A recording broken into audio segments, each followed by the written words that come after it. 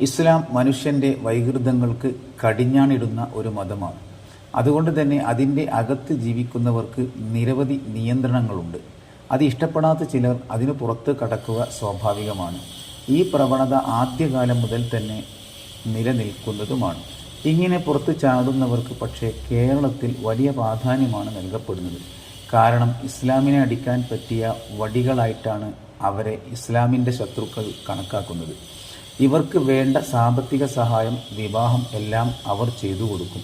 അതോടെ സുഭിക്ഷമായ ജീവിത സൗകര്യങ്ങൾ അവർക്ക് ലഭിക്കുകയും ദേഹേച്ഛയെ താലോലിച്ച് ജീവിക്കാനുള്ള അവസരം അവർക്ക് ലഭ്യമാവുകയും ചെയ്യും.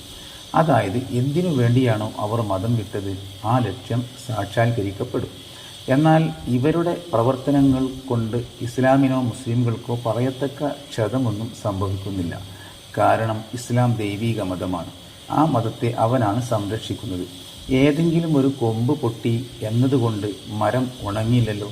കാരണം കൊമ്പിനെ ആശ്രയിച്ചല്ല മരം നിലനിൽക്കുന്നത്.